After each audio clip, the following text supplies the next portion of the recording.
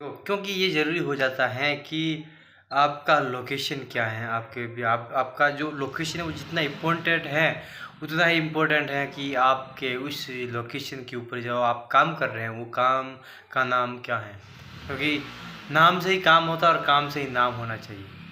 काम से रिलेटेड नाम होना चाहिए।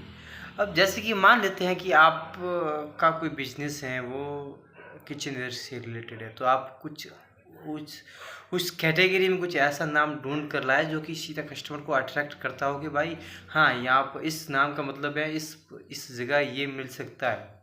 और जिससे क्या होगा, उससे कस्टमर के दिमाग में ये क्लियर रहेगा कि यहाँ पर ये मिलता है स्पेसिफ़िक।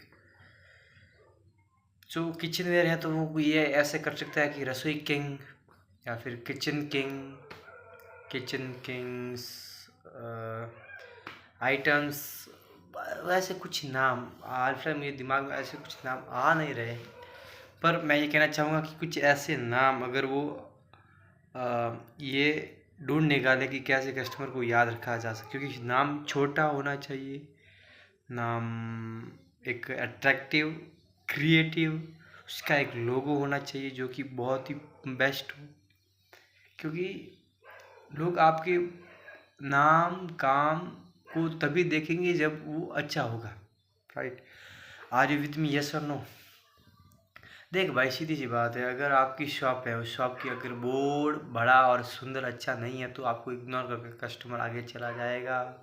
वो ये सोचेगा कि यार इसका बोर्ड ही अच्छा नहीं है, क्या उसकी शॉप क्या होगी, वो क्या ही इमेजिन करे आपके बारे में, वो क्या ही सोचे, तो वो आपको छोड़ के आगे चला जाएगा, आपको इग्नोर करेगा, राइट? और आपका बोर्ड ही इतना क्रिएटिव है, इतना फर्स्ट क्लास है, तो वो आपको अट्रैक्ट करेगा कस्टमर को कि यार इसका बोर्ड इतना अट्रैक्टिव है, मतलब कुछ अच्छी शॉप है, इसके अंदर कुछ अच्छा मिल सकता है, वैल्यू फॉर मनी हो सकता है, कुछ भी हो सकता है। जाकर एक बार चेक करके आते हैं, एक बार कस्टमर अंदर जरूर आएगा, स्टेप इन जरूर होगा, और उसी वक्त you are ready to attract customer and इसको ग्रैब कैसे करना है, उसको कनेक्ट कैसे करना है, how to connect customer with heart to heart. It's very important to learn. How can you learn? It's lot of ways to learn how can we connect customer with bottom of the heart. और इन चीज़ों को समझने के लिए आपको कुछ करने की ज़रूरत नहीं है। मेरे ख्याल से आपके पास 3 नाक, 4 आँख और 6-7 पैर होने चाहिए, राइट? तभी समझ सकते हैं ना आप इन चीज़ों को, है ना? नहीं, हाउदला, राइट? सो सामान्य से सामान्य इंसान भी और बड़े से बड़े इंसान से लगा के छोटे से छोटा इंसान, एक छोटा 10th क्लास का बच्चा भी इस चीज़ को समझ सकता है कि यार जिस चीज़ से मैं अट्रैक्ट होता हूँ, मैं किस लिए अट्रैक्ट होता हूँ, किस लिए मुझे ये चीज़ अच्छी लगी, इसीलिए मैं अट्रैक्ट हुआ और उस दुकान के अंदर घुसा, तो मैं कैसे क्या कर सकता हूँ कि अब मेरे जैसे लोग मेरे पास आए, तो इसके लिए क्या करेगा वो, उसको जो चीज़ें पसंद आ रही है, जो चीज़ें वो करना चाहता है, जो उसे लगता है कि करने से ऐसा होगा, तो वो कुछ चीज़ें वो करना शुरू कर देगा और उससे उसको फ़ायदा होना शुरू हो जाएगा। दो तरह के लोग होते हैं, पहले जो दूसरों से सीखते हैं और दूसरे जो सीखते तो हैं साथ में इम्प्लीमेंट भी करते हैं। अब आप इनमें से कौन से हैं, सीखने वाले या फिर इम्प्लीमेंट करने वाले?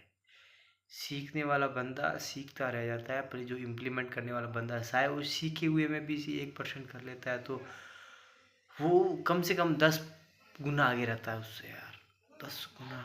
It's not a small number, 10 times. It's a lot of number. If you know, in this, in decade, if we count, it's like a multi-bagger. We can sell, we can know, we don't know how it's work rightly, but we know that's number is amazing.